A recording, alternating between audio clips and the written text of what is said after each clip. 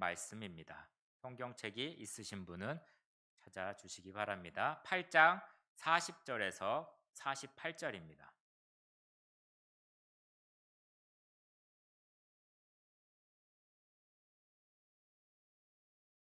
다 찾으셨으면 한 절씩 교독하도록 하겠습니다. 예수께서 돌아오심에 무리가 환영하니 이는 다 기다렸음이로라.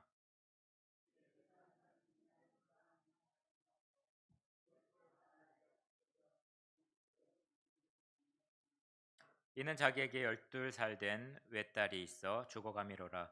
예수께서 가실 때에 무리가 밀려들더라.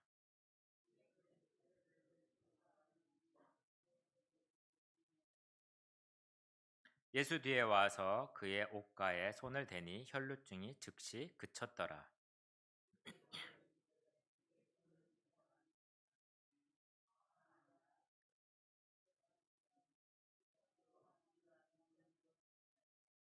예수께서 이르시되 내가 손을 댄 자가 있도다. 이는 내게서 능력이 나간 줄 알미로다 하신대.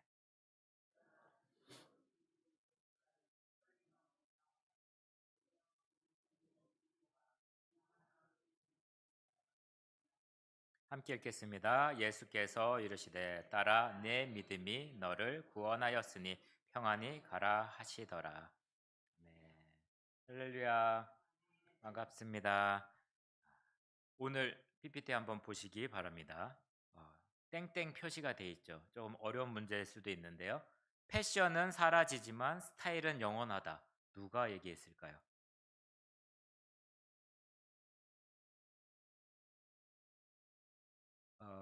앞자마 알려드릴게요. 코코.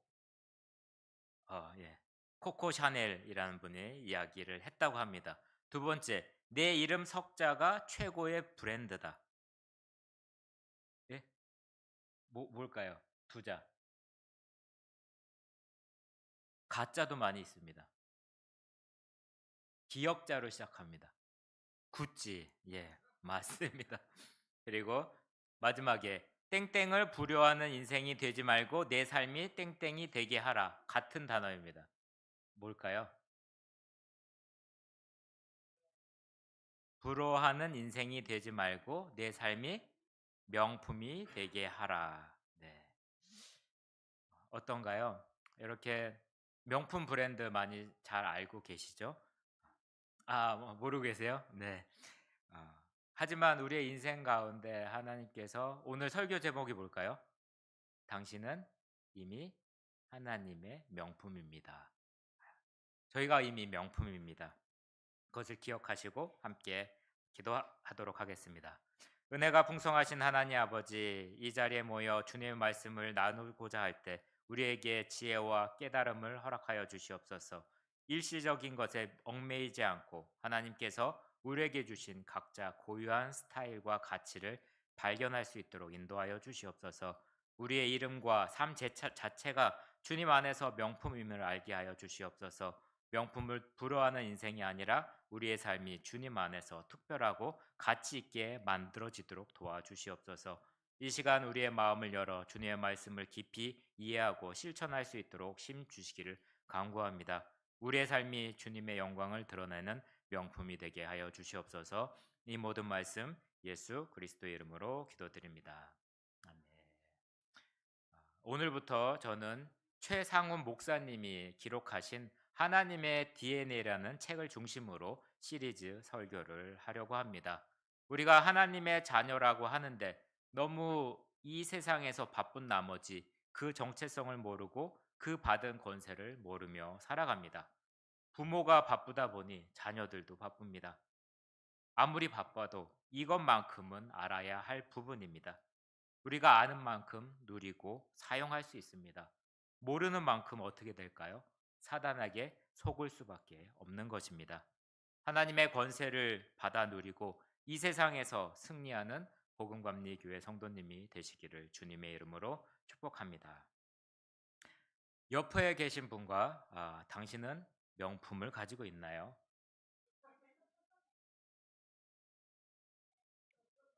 가방도 있고요, 시계도 있고요. 하나도 없나요? 혹시 남편분이 아내분이 사준 적이 있나요? 네.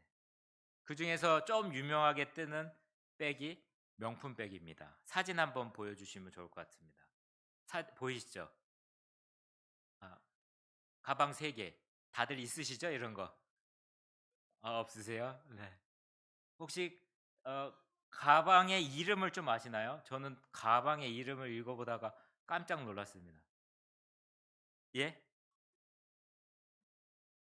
이름이 따로 있어요. 샤넬은 회사고요. 첫 번째 까만색은 샤넬 클래식 플립백 미디엄. 미디엄 사이즈나 봐요. 라지 사이즈도 있는지 미디엄이라고. 두 번째 YL은 많이 들어보셨죠? 루이비통.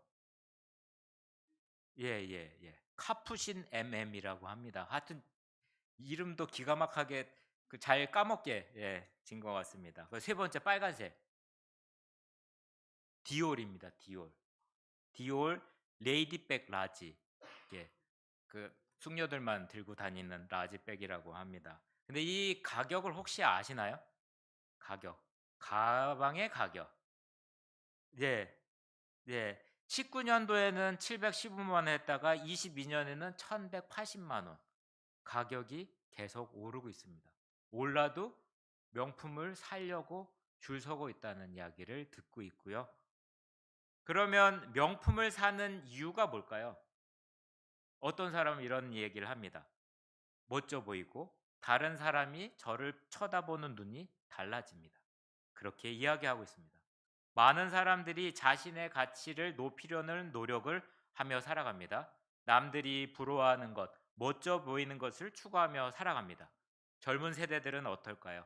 자신의 사회적 가치, 위치를 높이고자 무단히 노력하며 살아갑니다. 흔히들 뭐라고 그러죠? 스펙이라고 하죠. 취업에 도움될 수 있는 자격증, 학벌, 외모, 능력을 인정받기 위해서 하루하루 바쁘게 살아갑니다. 그런데 놀라운 사실은 우리는 이미 브랜드를 가진 사람들이라는 것입니다. 명품으로, 스펙으로 우리의 존재적 가치를 증명하는 것이 아니라 우리의 존재 자체가 이미 명품으로 만들어져 있습니다. 창세기 1장 27절에 보시면 창조주 하나님께서는 하나님의 형상대로 사람을 창조하셨습니다. 그저 닮은 형상대로 만드시고 끝난 것이 아닙니다. 하나님께서는 사람을 만드시고 나서 심히 좋았더라고 고백을 하십니다. 우리는 어떤 정체성을 품고 살아가야 하는지 여기에 명확히 나와 있는 것입니다. 우리는 하나님의 형상을 닮은 하나님께서 보시기 심히 좋게 여기신 존재들입니다. 하나님은 우리를 얼마나 사랑하시는지, 얼마나 가치 있게 보시는지 그분이 지불한 가치를 보면 알 수가 있습니다. 하나님은 예수님이라는 당신의 하나뿐이 없는 그 아들의 가치를 지불하시고 우리를 구원하시고 우리를 소유하신 것입니다. 그러면서도 전혀 아깝지 않게 기쁨으로 예수님과 맞바꾼 존재가 바로 우리들입니다. 너는 내 아들이다. 내가 더 이상 죄의 종이 아니라 내 아들이라고 말씀을 하십니다. 이렇게까지 존귀한 귀한 것을 주신 것에 대해서 우리는 이해를 할 수가 없지만 하나님이 보시기에 우리의 가치가 예수님보다 못지않게 하는 것을 인정을 할 수가 있습니다. 우리의 지성과 판단으로는 이해할 수 없는 놀라운 하나님의 은혜가 아닐까요? 하나님께서는 자기 아들을 아끼지 않으셨습니다. 조금도 아끼지 않으셨습니다. 오늘의 말씀 한번 보시겠습니다. 로마서 8장 32절입니다. 보시면 함께 읽도록 하겠습니다. 시작.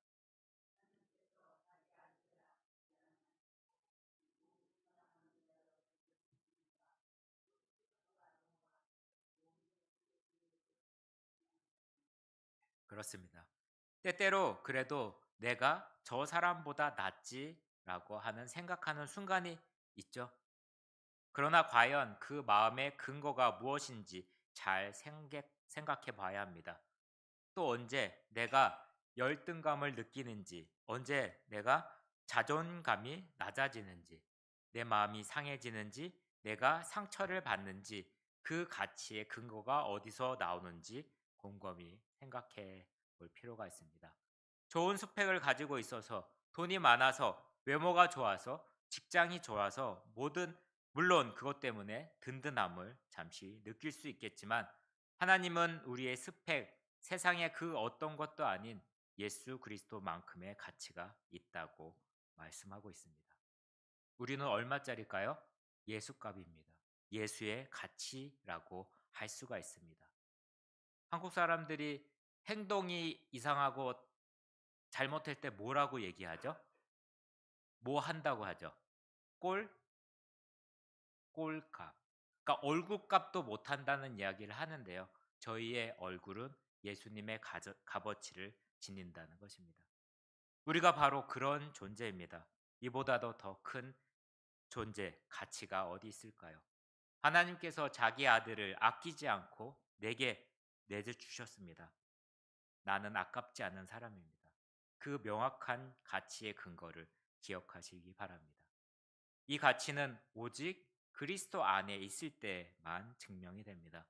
하나님께서 오직 그리스도 예수 안에서 나를 예수님의 가치로, 높은 가치로 평가하시기 때문에 나는 놀라운 가치를 가진 자가 된다는 것입니다. 우리는 믿을 수 없는 하나님의 은혜를 누리고 있습니다. 진정한 예수님의 가치를 안다면 그로 인해서 나의 정체성이 얼마나 놀랍고 위대한지에 대해서도 알게 될 것입니다. 누군가 나의 가치의 근거가 어디에서 찾을 수 있냐고 질문한다면 예수님의 십자가의 사건을 통해서 나의 가치를 찾을 수 있다고 대답할 수 있어야 한다는 것입니다.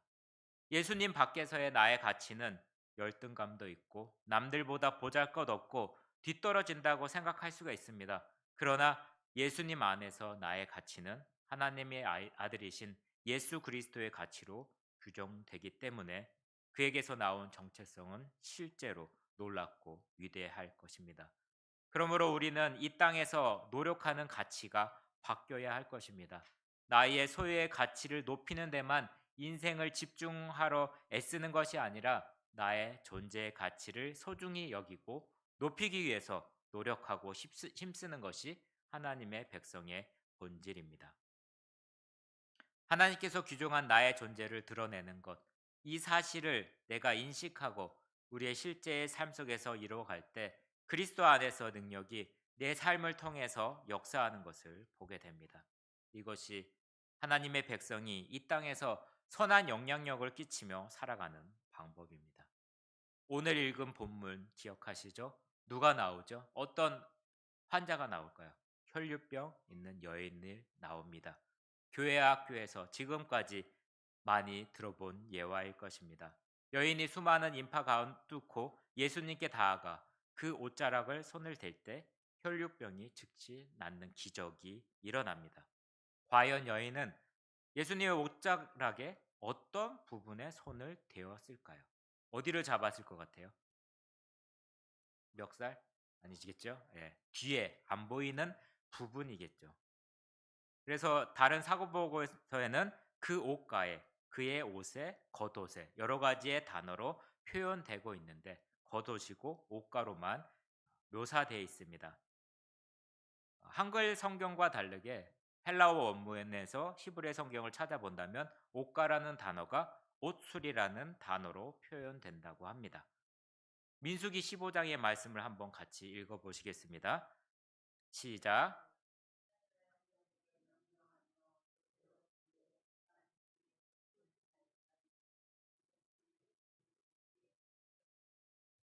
여기서 나오면 그 여인이 예수님의 옷자락 옷술을 잡았던 것으로 예측할 수 있습니다.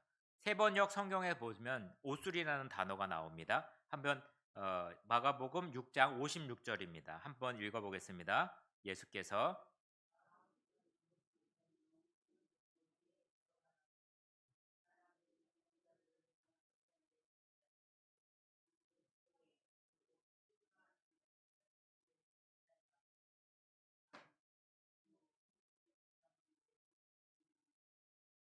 옷술에 손을 댄 자는 모두 병이 나았다고 성경은 말하고 있습니다.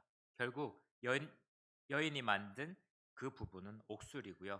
옷술에라도 손을 대는 자는 다 성함, 나음을 얻었다는 것을 믿음의 순종으로 행동을 옮긴 것입니다. 말씀이 좀 많은데요. 이것을 한번 같이 읽어봤으면 좋겠습니다. 옷술에 대한 구약 성경의 이야기입니다. 민수기 15장 39절을 한번 같이 읽겠습니다. 이 술은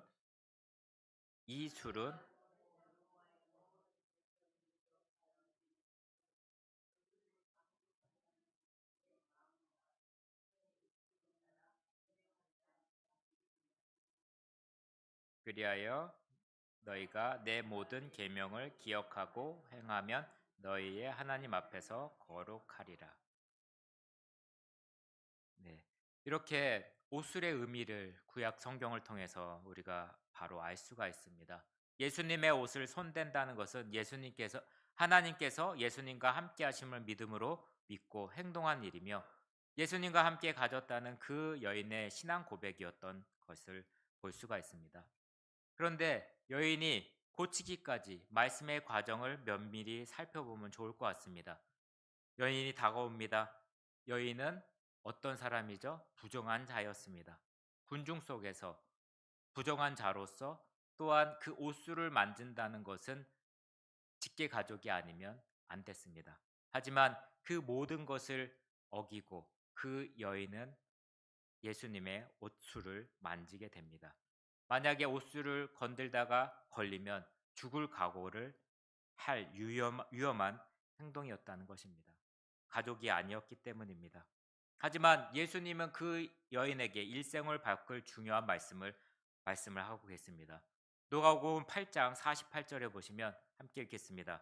예수께서 이르시되 딸아 내 믿음이 너를 구원하였으니 평안히 가라 하시더라. 여기에서 중요한 부분은 우리가 많은 치유의 부분에 초점을 두지만 예수님께서 부르신 그 말입니다. 여인의 정체성을 딸이라고 부르신 것입니다. 다른 부분에서는 흔한 부분이 아닙니다. 하지만 아버지가 딸을 사랑하듯 부르듯 예수님은 여인을 딸이라고 칭해 주십니다. 자녀의 정체성을 공개적으로 확인해 주셨고 내 믿음이 너를 구원하였다고 선포해 주셨습니다. 예수님께서는 많은 사람 앞에서 딸로 받아주시는 그 순간 그 여인은 더 이상 주눅들 필요가 없었습니다. 예수님의 옷수를 만질 수 있는 직계가족, 친딸로 삼아주셔서 처벌의 대상에서 면제되었기 때문입니다. 예수님께서는 여인에게 너의 정체성은 더 이상 저주받은 사람이 아니라 내 딸이라. 너는 내 딸이라고 공개적으로 선포하고 있는 것입니다. 병의 치유보다 중요한 것은 하나님의 자녀로서의 정체성을 인식하고 이를 통해 새로운 인생을 살아가는 삶일 것입니다. 이것이 우리에게 주어진 하나님의 말씀이고요. 우리에게 깨닫고 다시 회복해야 될 그리스도의 또 하나님의 자녀의 정체성이라고 할 수가 있습니다. 이럴 때 현실 가운데서는 낙심할지라도 그 힘을 잃지 않고 새로운 인생을 살아갈 수 있다는 것입니다. 여러분, 돌아온 탕자의 이야기를 다 아시죠? 네. 그 탕자가 돌아올 때 어떤 일이 일어났을까요? 돈을 가져가 나간 탕자입니다. 어떻게 보면 아버지의 재산의 절반을 가지고 나가서 다 쓰고 돌아온 자녀입니다. 그냥 돌아온 사람이 아니고요. 이랬을 때는 어떻게 보면 그 당시에 풍토로 봤을 때는 그 자녀가 돌아올 때 마을 사람들이 봤을 때 어떤 행동을 할 수 있냐면 저 자녀는 자식이 아니고 폐륜하다. 그리고 탕자에 대한 인식이 그 사람을 돌로 쳐져 죽일 수 있는 상황이었습니다. 만약에 그 마을로 들어갈 때 사람들이 보겠죠.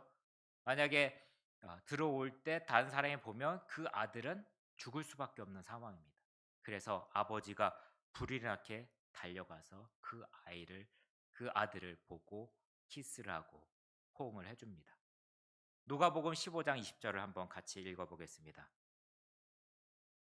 이에 일어나서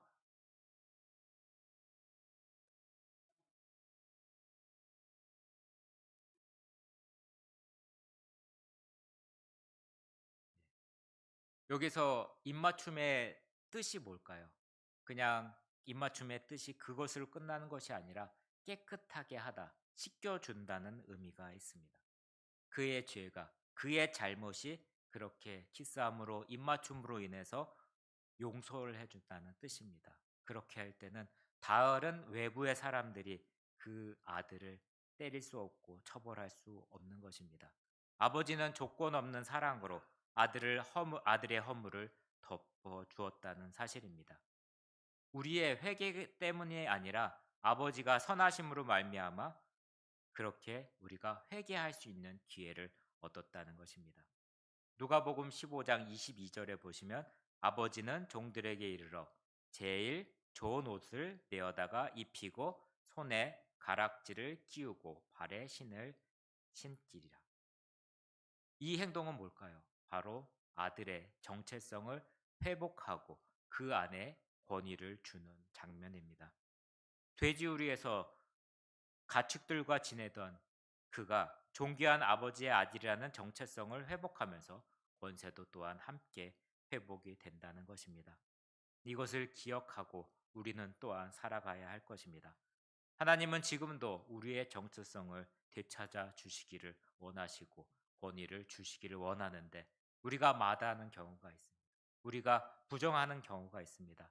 오늘의 이 말씀을 통해서 그 정체성을 깨닫고 회복하시기를 바랍니다. 벤 후퍼라는 분이 계십니다. 혹시 들어보셨나요? 좀 예전의 사람입니다. 1870년대의 사람입니다. 미국의 테네시 주의 한 마을에서 태어났고요. 아버지가 없이 아버지가 누군지 모르는 사생아였다고 합니다. 그래서 많은 마을 사람들이 그 아이를 보고 비웃고 따돌렸다고 합니다. 그래서 그 소년의 시절은 어땠을까요?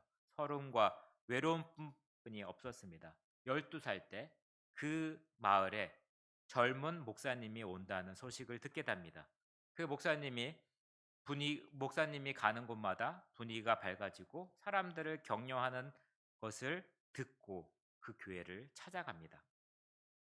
교회를 찾아왔다가 사람들하고 마주치기 싫어서 축도할 때 계속 빠져나갔다고 합니다. 하지만 어느 날 예배 가운데 하나님께서 찾아와 주셔서 그 은혜가 임하셔서 축도할 때 빠져나갔어야 되는데 계속 그 자리에 있었다고 합니다. 사람에 떠밀려서 같이 축도하고 여기도 악수하는 그런 풍습이 있었나 봐요. 축도하고 인사하면서 악수하는 그 순간에 빠져나가지 못하고 결국은 목사님과 악수를 하는 상황이었다고 합니다. 그랬을 때 목사님이 이 아이에게 뭐라고 했냐면 넌 누구니? 너는 누구의 아들이니? 라는 질문을 했다고 합니다. 주변의 성도들은 다 알고 있었습니다. 왜냐하면 그 아버지가 없는 것을 알고 있기 때문에 수군거리기 시작했습니다. 사람들의 시선을 느낀 후퍼는 고개만 떨구고 있었습니다. 목사님의 표정은 밝아지고 이렇게 이야기하고 있습니다. 아, 내가 누구의 아들인지 알겠다. 내 아버지를 닮아서 단번에 알아볼 수 있었지 하며 이야기를 하고 있답니다. 잠깐 놀라 고개를 든 후퍼를 향해 목사님은 결정적인 말을 남깁니다. 이 한마디가 후퍼의 인생을 완전히 뒤집어 놓았다고 합니다. 넌 하나님의 아들이구나. 평생을 어딘가 소속되어 본 적이 없고 누구의 아들로 살아본 적이 없고 항상 혼자라고 느꼈던 그 후퍼는 이 말에 망치로 얻음받은 충격이 있었다고 합니다. 당황한 후퍼는 도망치듯 급하게 그 자리를 떠났다고 합니다. 허둥지둥 빠져나가는 그의 등 뒤에 목사님은 계속해서 밝게 소리쳤다고 합니다. 하나님의 아들답게 훌륭하게 살아라. 처음으로 내가 누구인지에 대한 이야기를 들은 후퍼는 난 하나님의 아들이구나, 난 혼자가 아니구나 하는 자부심을 느끼게 되었고 이러한 깨달음이 그의 삶을 변화시키기 시작했다고 합니다. 그는 훗날 테네시 주의 주지사가 되어 두 번 더 재선하는 성공을 하게 되었고요. 크리스찬 아내를 만나서 하나님을 경외하는 아름다운 크리스찬 명문 가정을 이룬었다고 합니다. 그래서 그 자서전에는 이런 이야기가 있습니다. 목사님으로부터 넌 하나님의 아들이야, 하나님의 아들답게 살아. 그 말을 들은 그날이 테네시 주의 주지사가 태어난 날이라고 고백하고 있습니다. 자기가 누구의 아들인지, 누구를 닮았는지 깨달을 때부터 비로소 그의 삶과 인생이 달라진다는 것입니다. 마찬가지로 하나님께서 나를 어떻게 규정하는지를 인식하는 순간부터 우리의 인생은 달라지게 됩니다. 창세기 1장 26절 한번 제가 읽어드리겠습니다. 화면이 있나요? 네, 함께 읽겠습니다. 하나님이 이르시되 우리의 형상을 따라 우리의 모양대로 우리가 사람을 만들고 그들로 바다의 물고기와 하늘의 새와 가축과 온 땅과 땅에 기는 모든 것을 다스리게 하자 하시고, 이렇게 하나님의 형상대로 창조하셨다고 나옵니다. 형상이라는 히브리어의 단어는 첼렘이라는 단어를 사용하고 있습니다. 그 뜻은, 중요한 뜻은 뭐냐면 하나님을 닮다, 하나님의 그림자, 하나님을 나타낸다는 뜻입니다. 우리의 말대로, 규정대로, 하나님의 말씀대로 나는 하나님이 반영된 존재구나, 나는 그분을 닮은 존재구나, 이렇게 인식하는 것이 매우 중요합니다. 우리의 형상대로 지으신, 하나님의 형상대로 지으신 우리는 하나님의 DNA를 받았습니다. 그래서 하나님과 닮아 있고 하나님의 능력, 하나님의 성품이 우리 안에 있다는 것입니다. 이제 우리는 누구일까요? 우리는 하나님의 형상을 닮은 하나님의 자녀라는 것입니다. 이 놀라운 관계가 바로 만왕의 왕이 되신 하나님과 우리의 관계인 것입니다. 이 시간 함께 선포했으면 좋겠습니다. 화면에 보시면 땡땡땡 표시가 있습니다. 이름을 넣습니다. 제 이름을 따라하지 마시고요. 본인의 이름을 넣어서 한번 선포하도록 하겠습니다. 준비되셨나요? 한번 속으로 한번 읽어보시고요. 네, 이제 제 이름을 따라하지 마시고요. 제 이름을 좀 작게 하겠습니다. 시작. 이원근은 하나님의 형상을 닮은 하나님의 자녀입니다. 이원근은 자녀의 권세를 가진 자입니다. 하나님의 권세가 곧 이원근의 존재가 되었음에 감사드립니다. 아멘. 이 선포의 내용은 조금 기록을 하셔서 매일매일 선포하시면 내가 누구인지, 바로 하나님의 자녀인지에 대해서 분명히 알게 될 것입니다. 함께 기도하시겠습니다. 하나님 아버지, 나를 하나님의 자녀로 선택해 주셔서 감사합니다. 자녀가 부모를 닮듯 아버지 되시는 하나님의 DNA가 내 안에 있음을 고백합니다. 하나님을 닮은 성품과 능력이 나타날 줄 믿습니다. 하나님께서 규정하신 자녀의 정체성이 날마다 내 삶 가운데 더욱 인식되고 드러나게 하여 주시옵소서. 예수 그리스도의 이름으로